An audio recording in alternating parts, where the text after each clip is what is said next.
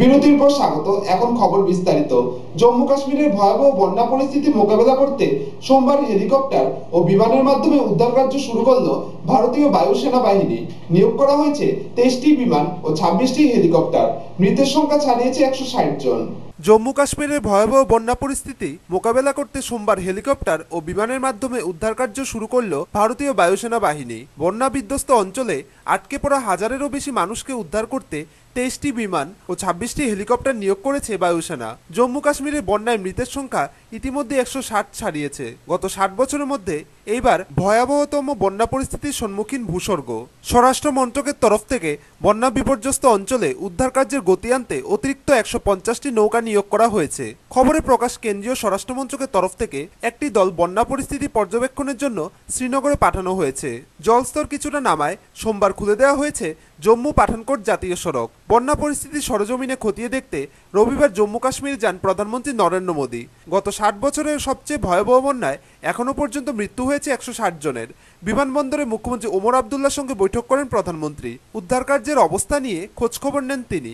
সেখান থেকে বিমানপথে বন্যা প্রভাবিত এলাকা ঘুরে দেখেন। এখনও পর্যন্ত জম্মুর বিভিন্ন এলাকা থেকে 12,000 মানুষকে স্থানান্তরিত করা হয়েছে। যুদ্ধকালীন তৎপরতায় কাজ করছে স্থলসেনা ও বায়ুসেনার জওয়ানরা। 75 থেকে 100 জনের বাহিনী করে 184টি দল নিযুক্ত রয়েছে উদ্ধারের কাজে। শ্রীনগরের লালচক এলাকায় জলস্তর 8 ফিট উঁচুতে বইছে বলে প্রশাসনের তরফে জানানো হয়েছে। ব্যুরো রিপোর্ট, খবর ত্রিপুরা। 8ই সেপ্টেম্বর বিশ্ব সাক্ষরতা দিবস। রাজ্য জুড়ে নানা অনুষ্ঠানের মধ্য দিয়ে পালিত হয় বিশ্ব সাক্ষরতা দিবস। সারা রাজ্যের সাথে সোনামুড়াতেও আন্তর্জাতিক সাক্ষরতা দিবস উদযাপন উপলক্ষে একটি সুবিশাল মিছিল সংগঠিত করা হয়। সোনামুড়া নগর পঞ্চায়েত এবং সোনামুড়া আইসিডিএস এর যৌথ উদ্যোগে এক মনোজ্ঞ র্যালি ও আলোচনা চক্রের আয়োজন করা হয় নগর পঞ্চায়েতের কনফারেন্স হলে। এদিনের র্যালি ও আলোচনা চক্রে উপস্থিত ছিলেন সোনামুড়া নগর পঞ্চায়েতের chairman Narayan Chakraborty, vice chairman Mohammad Abu Taher, executive officer Subhabrata Bhattacharya সহ অন্যান্য বিশিষ্টজনেরা। প্রদীপ জ্বালিয়ে সভার সূচনা করেন নগর পঞ্চায়েতের চেয়ারম্যান নারায়ণ চক্রবর্তী। এদিনের এই আন্তর্জাতিক সাক্ষরতা দিবস উদযাপন সম্পর্কে বলতে গিয়ে নগর পঞ্চায়েতের চেয়ারম্যান নারায়ণ চক্রবর্তী বলেন, সাক্ষরতা দিবস মূলত এই দিবসে সাক্ষরতার বিষয়ে আমাদের রাজ্যে এবং আমাদের নগর পঞ্চায়েত এলাকায় আমরা কতটুকু অগ্রসর হলাম তার জন্যেই এই দিবসটাকে আমরা পালন করি। সেখান থেকে আবার কতটুকু অগ্রসর হলাম তারপর থেকে আবার নতুন করে সিদ্ধান্ত নিয়ে আগামী দিনে যাওয়া। তার জন্যই আন্তর্জাতিক সাক্ষরতা দিবসে যারা সাক্ষরতা গান লাভ করেছেন, স্বাক্ষর গান লাভ করেছেন তাদেরকে আজকে আমরা সার্টিফিকেট প্রত্যেকের হাতে তুলে দেওয়া হবে। এদিনের এই র্যালি ও আলোচনা চক্রে সাধারণ মানুষের উপস্থিতি ছিল লক্ষণীয়। এদিকে গোটা রাজ্যের সাথে কমলপুর মহকুমায় পালিত হয় আন্তর্জাতিক সাক্ষরতা দিবস। সেই দিনটির কথা স্মরণ করে সোমবার সালেমা ব্লক এবং দুর্গাচমনি ব্লকের লোকশিক্ষা সমিতির যৌথ উদ্যোগে হালাহালি কমিউনিটি হলে পালিত হয় আন্তর্জাতিক সাক্ষরতা দিবস। মোমবাতি প্রজ্বলন করে কমলপুর মহকুমার আন্তর্জাতিক সাক্ষরতা দিবস অনুষ্ঠানে উদ্বোধন করেন বিধায়িকা বিজয়লক্ষ্মী সিনহা। অনুষ্ঠানে উপস্থিত ছিলেন সালেমা ও দুর্গাচমনি ব্লকের লোকশিক্ষা সমিতির কোঅর্ডিনেটর সুনীল দেব, সালেমা পঞ্চায়েত সমিতির চেয়ারম্যান প্রণতি দাস, বিশিষ্ট শিক্ষাবিদ অঞ্জন দাস, হালাহালি গাঁওসভার প্রধান রঞ্জিত সিনহা সহ বিভিন্ন স্কুল থেকে আগত ছাত্রছাত্রীরা। এদিকে তেলিয়ামুড়া ব্লক ও তেলিয়ামুড়া পুর পরিষদের উদ্যোগে পালিত হয় আন্তর্জাতিক সাক্ষরতা দিবস। সোমবার সকাল 11টায় নেতাজিনগর অশ্বিনী কুমার ঘোষ স্মৃতি কমিউনিটি হলে অনুষ্ঠিত হয় বিভিন্ন সঙ্গীত ও নৃত্যানুষ্ঠান। উপস্থিত ছিলেন বিধায়িকা গৌরী দাস, তেলিয়ামুড়া পুর পরিষদের চেয়ারপারসন সুখেন্দু বিকাশ দাস, মহকুমা শাসক বিম্বিসার ভট্টাচার্য, পঞ্চায়েত সমিতির চেয়ারপারসন অমরেশ চৌধুরী, চন্দনা সাহা সহ অন্যান্যরা। সাক্ষরতার বিভিন্ন দিক নিয়ে আলোচনা করতে গিয়ে মহকুমা শাসক বিম্বিসার ভট্টাচার্য বলেন, ভারতবর্ষের মূলত দুটো সমস্যা, অনেক সমস্যা কিন্তু মূলত দুটো সমস্যা, একটা হচ্ছে অশিক্ষা আর একটা হচ্ছে দারিদ্র্য। সেই অবস্থার পরিপ্রেক্ষিতে ইংরেজ রাজত্বের সময় শেষ দিকে আস্তে আস্তে শিক্ষার কিছু কিছু অগ্রগতি হয়েছে। পরবর্তীকালে এই শিক্ষার আন্দোলন সারা ভারতবর্ষে এগোয়। আমাদের একটা প্রেক্ষাপটটা ছিল আমরা 1949 সালে 15 অক্টোবর ভারত মুক্তি হয়, ফলে সেই জায়গা থেকে আমাদের কাজটা শুরু। এদিকে শতকরা 100% সাক্ষরতা অর্জনের লক্ষ্যে উত্তর জেলা সাক্ষরতা সমিতির উদ্যোগে ধর্মনগরে পালিত হল আন্তর্জাতিক সাক্ষরতা দিবস। সকাল 10:30টায় টাউন হল থেকে শোভাযাত্রা বের হয়। বিভিন্ন বিদ্যালয়ের ছাত্রছাত্রীদের হাতে বিভিন্ন রকমের প্লে কার্ড ছিল। শহর পরিক্রমা শেষে টাউন হলে আলোচনা চক্র শুরু হয়। টাউন হলে প্রদীপ প্রজ্বলন করে অনুষ্ঠানের সূচনা করেন সমাজ কল্যাণ ও সমাজ শিক্ষা দপ্তরের মন্ত্রী বিজিতা নাথ। তাছাড়াও উপস্থিত ছিলেন জেলা শাসক ডক্টর সঞ্জীব রাঠোর, পুর পরিষদের চেয়ারপারসন রত্না মাহিষ্য দাস, উত্তর ত্রিপুরা জেলা পরিষদের সভাধিপতি প্রতিমা দাস প্রমুখ। তারপরে আমরা দেখছি 8 সেপ্টেম্বর 2009 রাজ্য সরকার specifically special adult literacy program শুরু করছে। এই স্পেশাল অ্যাডাল্ট লিটারেসি প্রোগ্রামের ভিতরে স্পেসিফিক্যালি যারা নিরক্ষর আছে 15 থেকে 50 বছর পর্যন্ত ওনাকে টেক অফ করা হয়েছে, স্পেসিফিক গাইড দেওয়া হয়েছে ওনাকে কীভাবে সাক্ষাৎ করা হোক।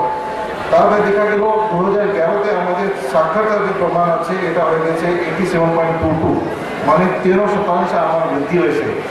সেই সাকসেস নিয়ে আমরা স্টেট গভর্নমেন্ট ব্যুরো রিপোর্ট, খবর ত্রিপুরা।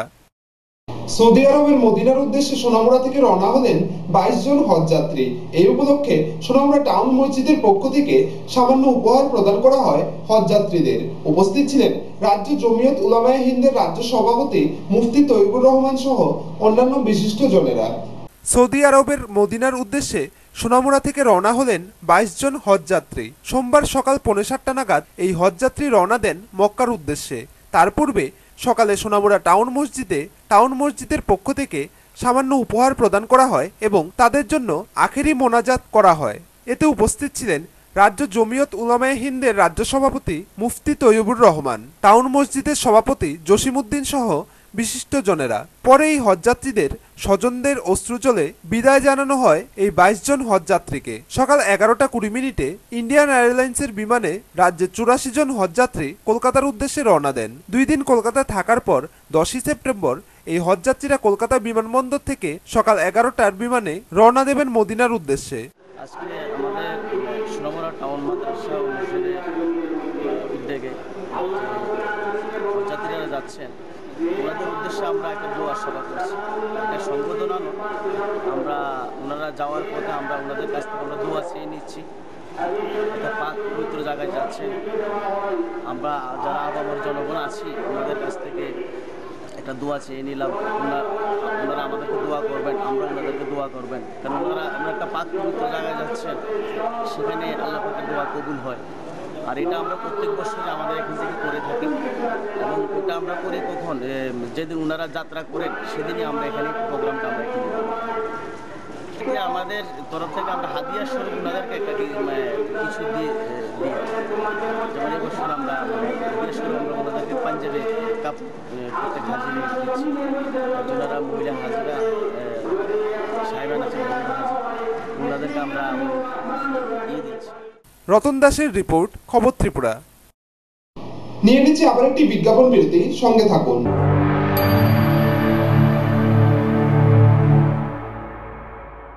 বিজ্ঞাপন বিরতির পর আবারও স্বাগত। চলে যাচ্ছি অন্যান্য খবরে। ভারত চাইলে অনুপ চেটিয়ার হস্তান্তরে রাজি বাংলাদেশ। দুই দেশের সচিব পর্যায়ের বৈঠকের পর বুধবার একথা জানান বাংলাদেশের স্বরাষ্ট্র সচিব। তবে বঙ্গবন্ধু শেখ মুজিবুর রহমানের হত্যাকারীদের মধ্যে 2 জন ভারতে রয়েছে বলে দাবি করছে বাংলাদেশ। ভারত চাইলে অনুপ চেটিয়ার হস্তান্তরে রাজি বাংলাদেশ। দুই দেশের সচিব পর্যায়ের বৈঠকের পর বুধবার একথা জানান বাংলাদেশের স্বরাষ্ট্র সচিব। তবে বঙ্গবন্ধুর 2 হত্যাকারী ভারতে রয়েছে বলে ঢাকার তরফে দাবি করা হলেও এ নিয়ে তাদের কাছে কোনো তথ্য নেই বলে জানিয়েছেন ভারতের স্বরাষ্ট্র সচিব। 1997 সাল থেকেই বাংলাদেশের জেলে বন্দী আসামের আলফা নেতা অনুপ চেটিয়া। বুধবার ঢাকায় 2 দেশের স্বরাষ্ট্র সচিবের বৈঠকের পর ওই জঙ্গি নেতাকে ভারত ফিরিয়ে আনার সম্ভাবনা আরও উজ্জ্বল হলো। বৈঠকের পর বাংলাদেশের স্বরাষ্ট্র সচিব মোজাম্মেল হক হাসান জানিয়েছেন অনুপ চেটিকে ভারতে প্রত্যর্পণে রাজি ঢাকা। বঙ্গবন্ধু শেখ মুজিবুর রহমানের হত্যাকারীদের মধ্যে 2 জন ভারতে রয়েছে বলে দাবি করেছে বাংলাদেশ। যদিও বুধবার ভারতের স্বরাষ্ট্র সচিব অনিল গোস্বামী জানিয়েছেন ওই 2 জনের বিষয়ে ভারতের কাছে কোনো তথ্য নেই। এ নিয়ে ঢাকার কাছে সুনির্দিষ্ট তথ্য চেয়েছেন ভারতের স্বরাষ্ট্র সচিব। বঙ্গবন্ধুর হত্যাকারীদের কেউ ভারতে থাকলে তাদের ফেরত পাঠানোর আশ্বাস দিয়েছেন নয়াদিল্লি। বুধবারের বৈঠকে কলকাতার জেলেবন্দি বাংলাদেশের নারায়ণগঞ্জ 7 মার্ডার মামলার মূল অভিযুক্ত নূর হোসেনকে ঢাকার হাতে তুলে দিতে সম্মতি জানানো হয়েছে।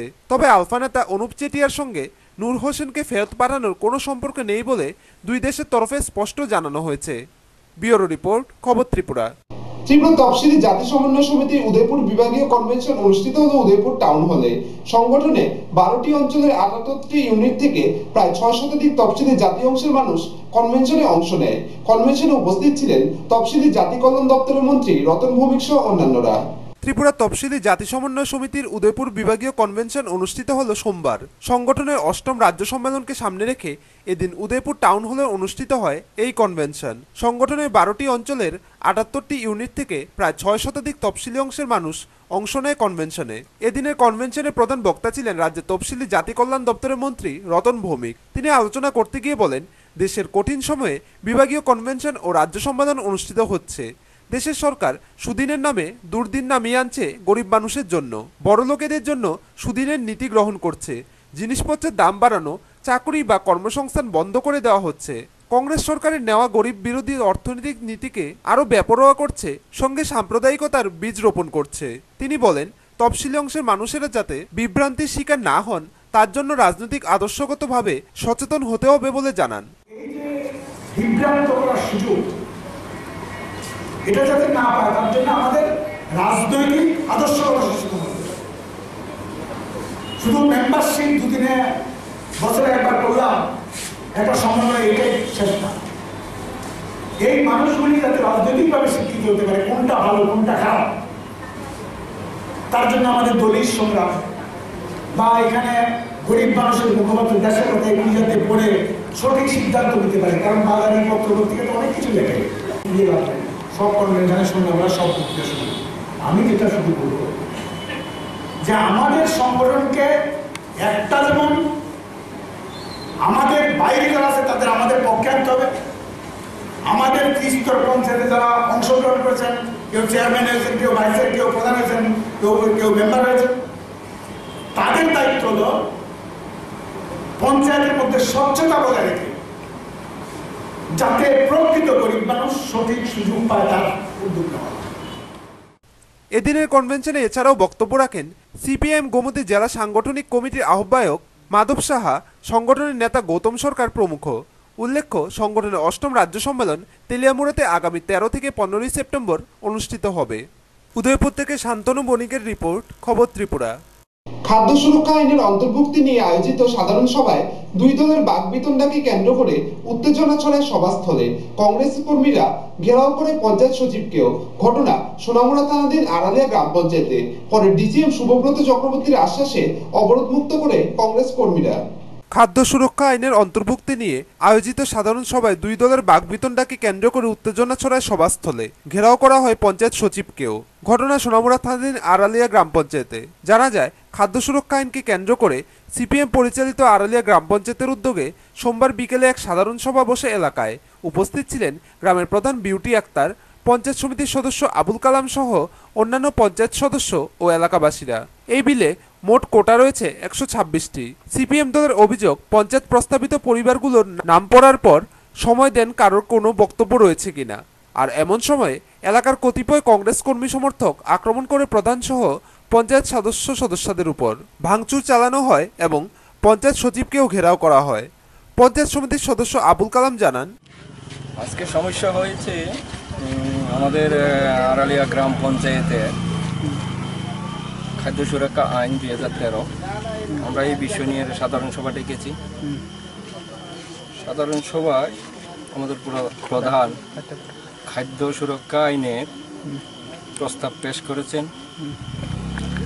আমি ব্যক্তিগতভাবে দাঁড়িয়ে আমি বলেছি যে প্রধান যে প্রস্তাবটা পেশ করেছেন, এই প্রস্তাবের উপরে যদি কোনো গরিব মানুষ বাদ থাকে তাহলে আপনারা এখানে নামগুলো লিপিবদ্ধ করুন। ঠিক তৎসময়ে এই কাজটি দু একজন লিপিবদ্ধ করতেই কংগ্রেসের গুন্ডা বাহিনী সরাসরি আমার মাইকের সামনে এসে আমাকে আক্রমণ করার চেষ্টা করে। পরবর্তী সময়ে কংগ্রেসের আরও কিছু দুর্বৃত্ত এসে এখানে সভাস্থলে গণ্ডগোল করে, এমনকি আমার উপর প্রধানকে চার্জ করে প্রবেশ করার পর প্রথম আমরা যখন কিছু কিছু কাজ দেখা গেল এই পঞ্চায়েতে দুর্নীতির ভরাডুবি, যেটা আমার মনে হয় গত 10 বছরে যে দুর্নীতি হয়েছে গত 67 বছরে এই দেশে এত দুর্নীতি হয় নাই।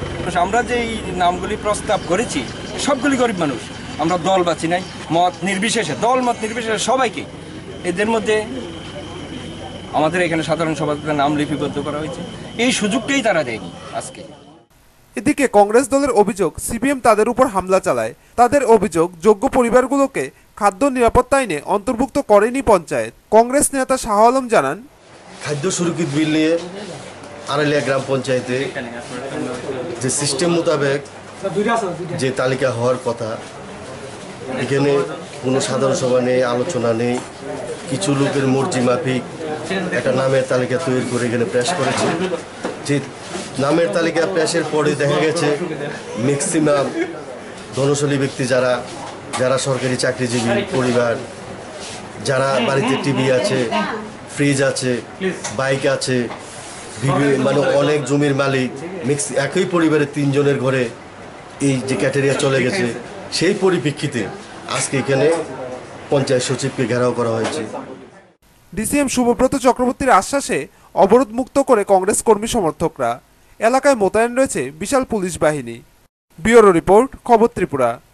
খোয়াই জেলা প্রশাসন কার্যালয়ে খোয়াইয়ে যেসব প্রতিবন্ধীরা সরকারি ভাতার সুযোগ থেকে বঞ্চিত, তাদের বঞ্চনার অবসান ঘটাতে খোয়াই ব্লক তৃণমূল কংগ্রেস তৃণমূল নেতা মনোজ দাসের নেতৃত্বে মোট 13 দফা প্রতিবন্ধী স্বার্থ সংক্রান্ত দাবি 6 জনের একটি প্রতিনিধি দল ডেপুটেশন দিলেন খোয়াই জেলা ডেপুটি কালেক্টর এ চাকমার নিকট।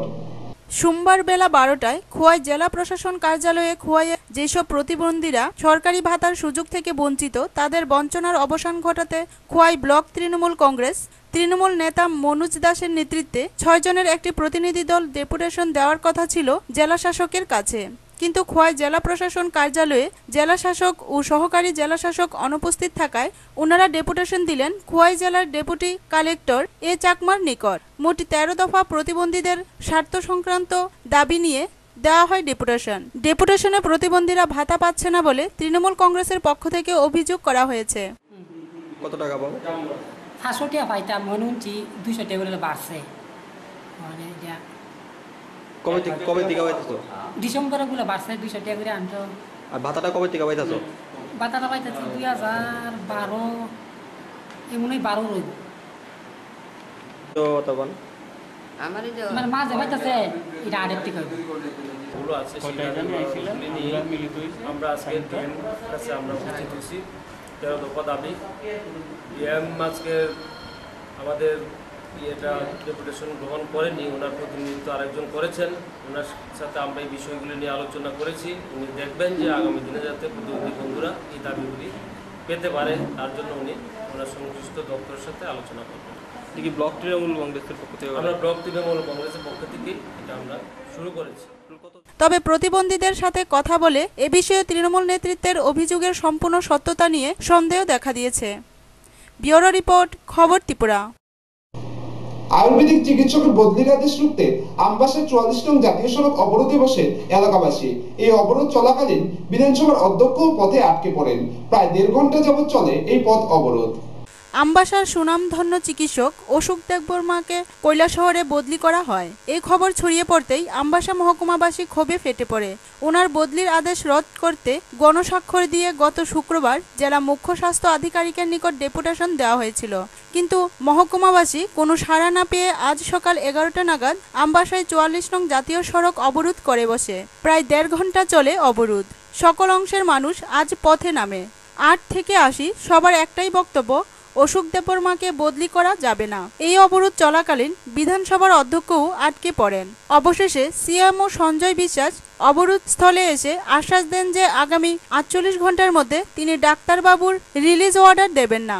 এর মধ্যে সিএমও দপ্তরে বিষয়টি জানাবেন। ডিস্ট্রিক্ট লেভেলে আমাদের যতটুকু ক্ষমতা আছে ডিস্ট্রিক্ট ম্যাজিস্ট্রেট এবং সিএমও আমরা অথরিটিরে অ্যাপ্রোচ করতেছি। আমরা অ্যাপ্রোচ করছি, ডেপুটেশন পাঠাইছি এবং ডেপুটেশন কপিটা পাঠাইছি এবং আমরা আজকে আবার আমি ডিএম সাহেবের সঙ্গে এখন বমু ডিএম সাহেবের সাথে, তো এসে আমরা অথরিটি লেভেলে নিব যে এই ব্যাপার আমরা কমিউনিকেট করতে হইব যে এই ব্যাপারটা হয়েছে, আজকে কত অবরোধ হয়েছে, কাজে এরপর ফার্দার ডিসিশন আপনারা পরে কথা বলতে পারবেন। এদিকে অবরোধকারীরা জানান 48 ঘন্টার মধ্যে কোনো ফলাফল না পেলে আবার আন্দোলনে নামবে। কারণ একটাই, এই এলাকাতে একজন ডাক্তার আছে, যে ডাক্তারের নাম অশোক দেববর্মা, আয়ুর্বেদিক ডাক্তার। সে প্রত্যেকটা গরিব অংশের মানুষ সহ সমস্ত অংশের মানুষের চিকিৎসা করে বিনা পয়সায়, বিনা প্রেসক্রিপশনের 1 টাকা দিতে হয় না। এখানে অবস্থায় এই ডাক্তারকে বদলি করে দিয়ে কৈলাসহরে বদলি করে দেওয়া হয়েছে। কেন সিএমইউ কাজটা কেন করলো? আমরা সিএমইউ নিকট ডেপুটেশনে মিলিত হয়েছি। সিএমইউ এই যে ডেপুটেশনের কপিটা আজ পর্যন্ত স্বাস্থ্য দপ্তরে পাঠানো হলো না কেন? আজকে সেই অবস্থা দাঁড়িয়ে আজকে এই এলাকার মানুষ, গরিব অংশের মা বোনরা যারা অনেক চিকিৎসার জন্য এসেছেন এখানে, তারাও আজকে মিলিত হয়েছেন পথবিরোধ করেছে। এই কারণে আমাদের কাছে আর কোনো অপশন নাই, আমাদের কাছে আর কোনো আন্দোলন করার কোনো রাস্তা নেই। তাই আজকে ডিএম হোক, এসপি হোক, সিএমও হোক, তারা আগে আসতে হবে এখানে। আসার পরে যদি লিখিত দেয় যে হ্যাঁ ওষুধ এখানে স্টে করা হলো এবং ওই জায়গাতে ওই ডাক্তার যেখানে আসলো ওই ডাক্তার এখানেই স্টে করা হলো, তাহলে আজকে পথবিরোধ উঠবে। ব্যুরো রিপোর্ট, খবর ত্রিপুরা। আগামী 20 সেপ্টেম্বর রাজ্যের মহাবিদ্যালয়গুলিতে নির্বাচন হবে। এই পরিপ্রেক্ষিতে রাজ্যের এসএফআই ও টিএসইউ তেলিয়ামুড়া বিভাগীয় কমিটির উদ্যোগে কলেজ পড়ুয়া ছাত্রছাত্রীদের নিয়ে এক কর্মী সভা অনুষ্ঠিত হয় তেলিয়ামুড়ায়। আগামী 20 সেপ্টেম্বর রাজ্যের মহাবিদ্যালয়গুলিতে নির্বাচন হবে। এরই পরিপ্রেক্ষিতে এসএফআই টিএসইউ তেলিয়ামুড়া বিভাগীয় কমিটির উদ্যোগে কলেজ পড়ুয়া ছাত্রছাত্রীদের নিয়ে এক কর্মী সভা অনুষ্ঠিত হয়। উপস্থিত ছিলেন এসএফআই তেলিয়ামুড়া বিভাগীয় সম্পাদক টুটন দেব, সভাপতি বিদ্যুৎ ভট্টাচার্য, টিএসইউর বিভাগীয় সদস্য জয়ন্ত দেববর্মা সহ অন্যান্যরা। এই কর্মী সভায় আহ্বান জানানো হয় যে আগামী 20 সেপ্টেম্বর নির্বাচনে এসএফআই মনোনীত প্রার্থীরা যাতে আরও বেশি ভোটে জয়লাভ করে এবং কলেজের শান্তি শৃঙ্খলা বজায় রাখে।